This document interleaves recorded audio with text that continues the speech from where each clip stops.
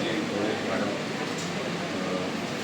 महानगरपालिकेचे वैद्यकीय अधिकारी हनुमंत रेड्डी सर, कुंटुरकर सर, माझे मित्र आणि नांदेडचे चेरो विभाग अधिकारी मधुसिंग सर.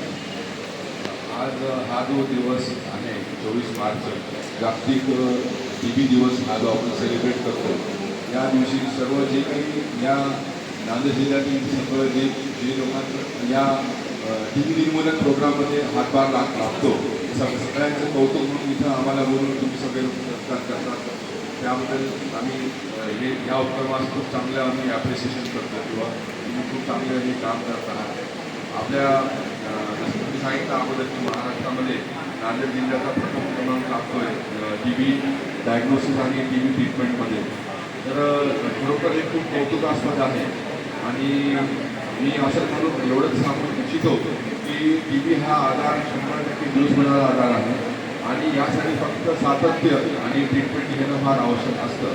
साधारणतः जे पेशंटला कमी स्वरूपाचा आजार असतो, जसं ट्युबरक्लोसिस, पल्मोनरी ट्युबरक्लोसिस, 6 महिने आम्ही ट्रीटमेंट सांगतो. आणि समजा तोच आजार थोडासा ॲडव्हान्स किंवा समजा जास्त झाला तर कधीकधी 9 महिने 1 वर्ष पण ट्रीटमेंट घ्यावी लागते.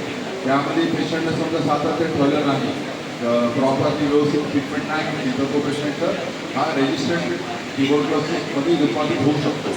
आणि एकदा का रेजिस्टंट ट्युबरक्लोसिस रूपांतरित झाला की त्याला जे औषधी लागतात ते खूप अवघड औषध असतात. म्हणजे एकंदरीत त्याचे दुष्परिणाम पण खूप जास्त असतात आणि साधारणतः 1 वर्ष किंवा 1.5 वर्षापर्यंत हा कोर्स चालतो.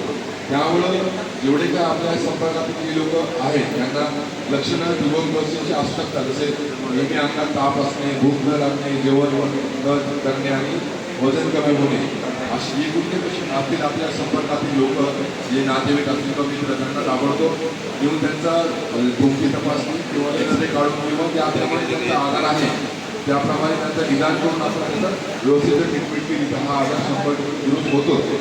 त्यामुळे हा आजारात घाबरून न जाता लोकांनी किंवा आपल्या संपर्कात जे काही लोक येतात त्या सगळ्यांना तुम्ही सांगून त्यांना एज्युकेट करणं जरुरी आहे. बस याच्यापेक्षा जास्त काही सांगू शकत नाही. धन्यवाद.